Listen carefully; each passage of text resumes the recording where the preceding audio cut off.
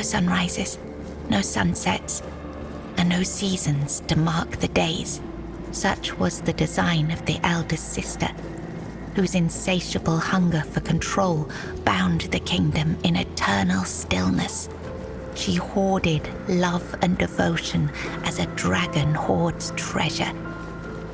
Yet for all her power, her heart remained empty, cursed to feel nothing for eternity. Claire, the youngest and gentlest of the sisters, moved quietly through the cold, unchanging halls. Her beauty was, too, untouched by age or hardship. Yet unlike her sisters, Claire possessed a secret, a flicker of defiance against the curse that gripped their land. Her heart remained free, protected by a force beyond even her eldest sister's reach. True love.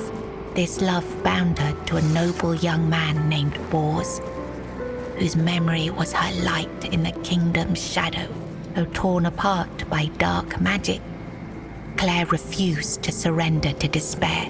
She knew that giving up hope would mean losing herself entirely, succumbing to the same cold emptiness that claimed her sisters. So she endured, her heart steadfast.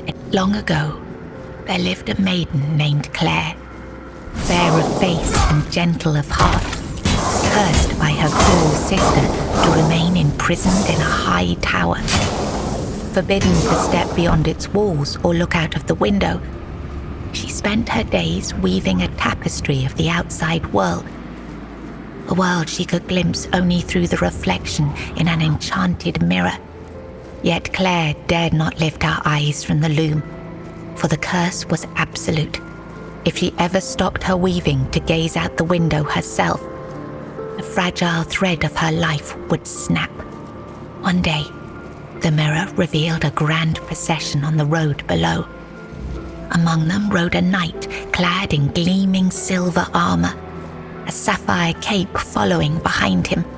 His warm eyes and copper hair struck Claire's heart with longing. Unable to resist, she rose and stepped toward the window for a glimpse of the gallant knight. The moment she moved, a terrible pain gripped her chest and the mirror shattered. Claire, knowing the curse had claimed her, fled the tower. She reached the road just as the procession passed, grasped the knight's cape, and collapsed. Sir Bors turned at the sudden tug, leapt from his horse and caught her. Her breath grew faint, and she whispered, "Do not grieve, for I am glad to have seen you, my knight."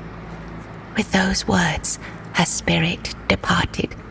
Sir Bors, it was the height of summer when young Bors first laid eyes on the maiden of his heart, working in the fields, his skin bronzed by the sun. He paused as the sound of hooves drew near. A lone maiden approached, her hair shimmering like spun gold, her cheeks rosy and her waist snugly drawn into a spring green corset. While the other peasants bowed their heads, Bors stared unabashedly. Sensing his gaze, the maiden turned sharply, startling her steed. The horse reared and she tumbled from the saddle, straight into Bors's waiting arms. Their eyes met, and in that instant, the maiden felt herself lost.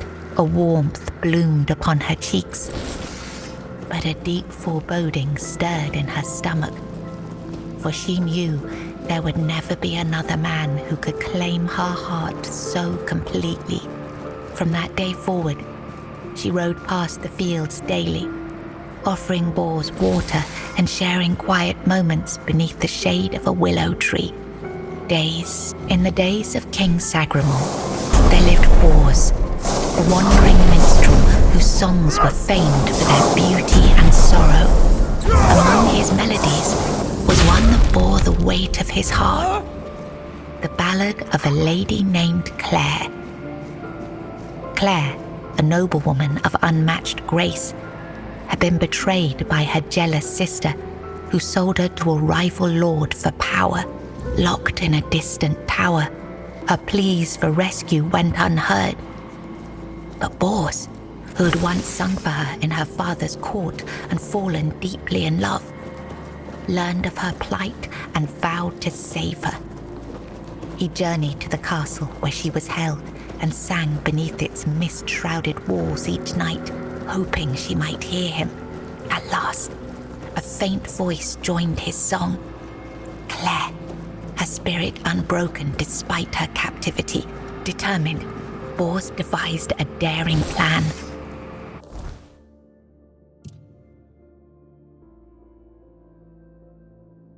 Each evening he sang in the castle hall, lulling the court into an enchanted trance.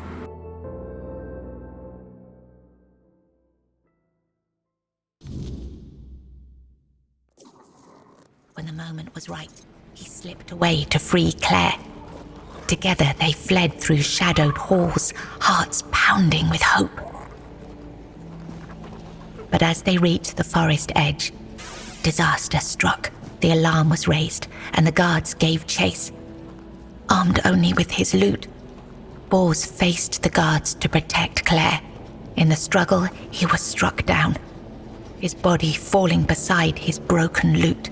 Claire was dragged back to the castle, her heart forever bound to the minstrel who had died for her. I was writing something important. Do you know what it was?